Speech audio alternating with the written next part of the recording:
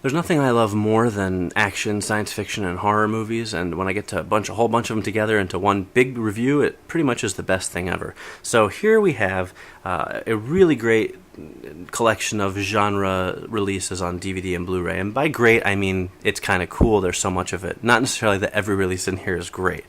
So first up, we have Street Hawk, the complete series. Oh yes, children of the 80s, you know what I'm talking about.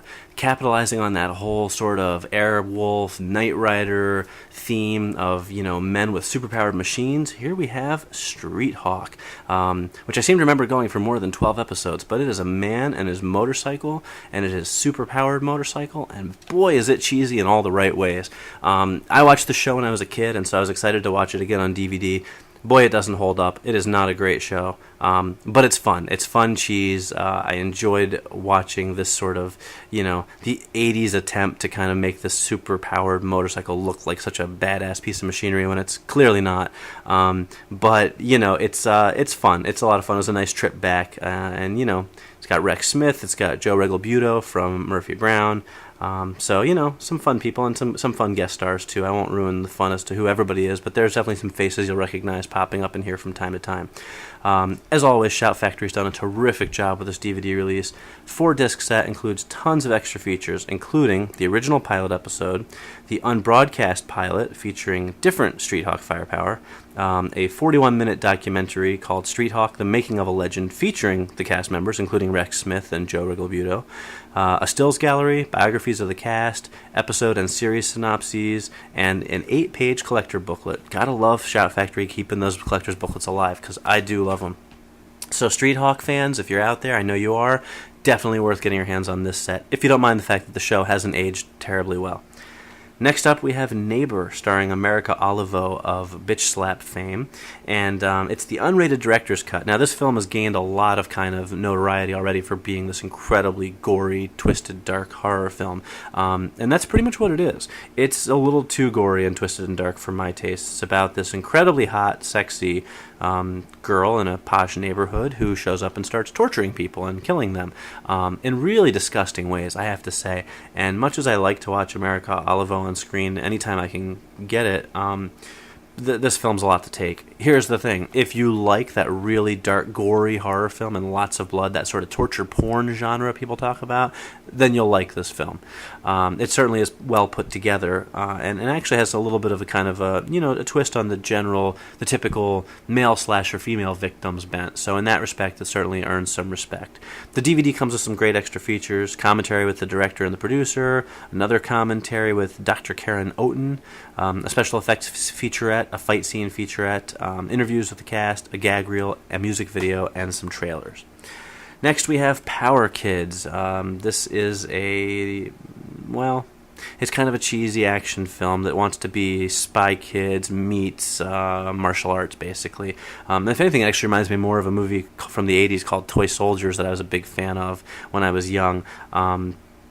And it's not great. It's about a bunch of kids who basically have to fight off a bunch of terrorists, and they use all their martial arts prowess to kick the crap out of them all, and that's great. But it's kind of a little bit silly, and it's just, I don't know. It's just not that great. I wish I wanted to like it because I love some of these Thai martial arts films, and Panna Rittakrai is involved with it as a producer, and he's really kind of crafted a lot of the great Thai films of the past with Tony Jaa, but I can't really recommend this one.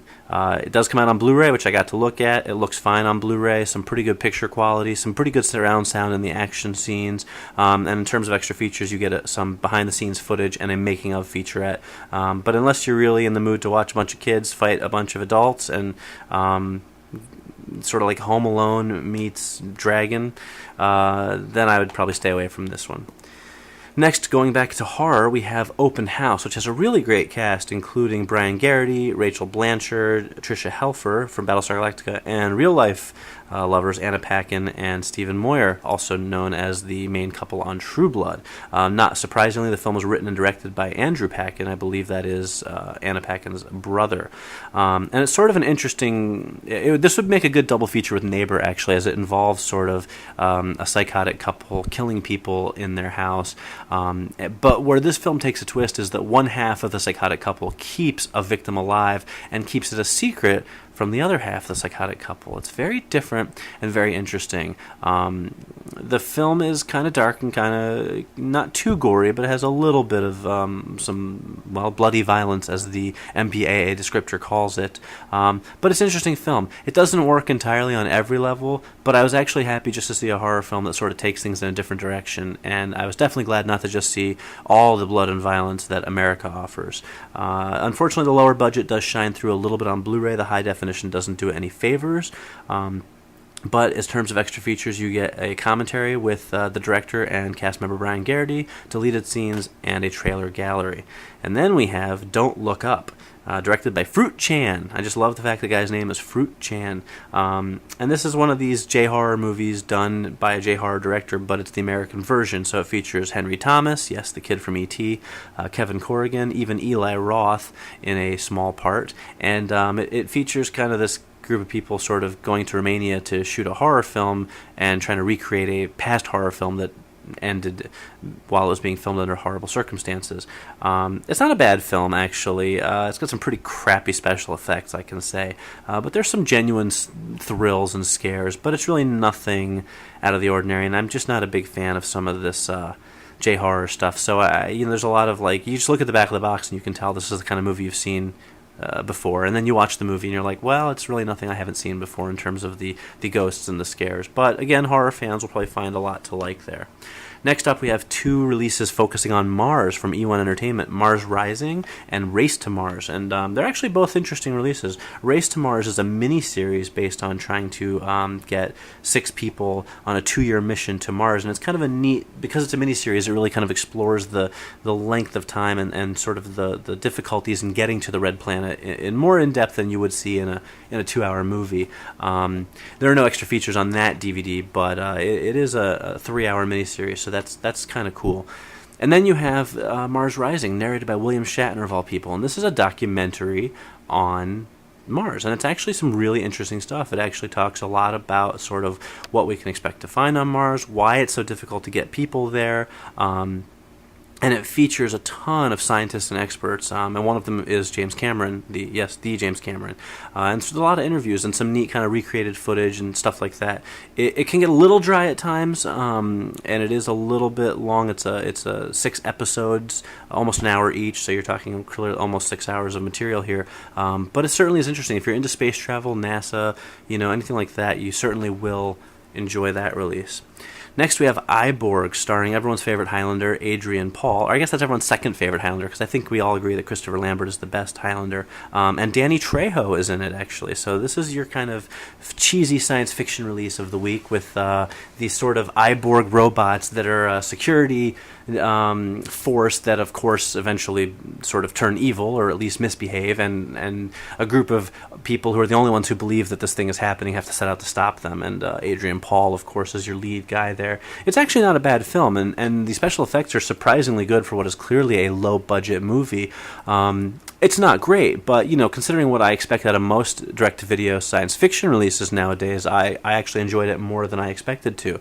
The Blu-ray looks pretty good. The special effects don't suffer too much from being in high definition. And, the surround sound is actually pretty decent during the action sequences, at least. And then in terms of extra features, well, you get a behind-the-scenes featurette, actually a couple of them, some deleted scenes, and a trailer. So if you're one of those people who loves Highlander and loves Adrian Paul, then this one actually is worth checking out if you like movies like what Sci-Fi Channel airs on Saturday nights.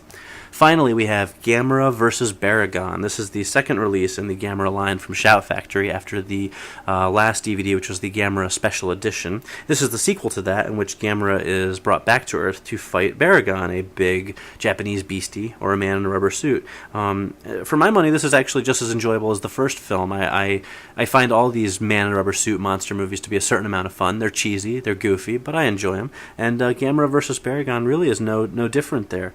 Like the first one, there are some special features, including an audio commentary, publicity galleries, and the original movie program recreated on your DVD. So you can watch it in Japanese with English subtitles, which is the only way to watch movies as far as I'm concerned, in the original language. And if you're a Godzilla fan, you like that whole genre, then you should definitely pick up the Gamera releases as well, because Shout Factory is doing a really nice job with them.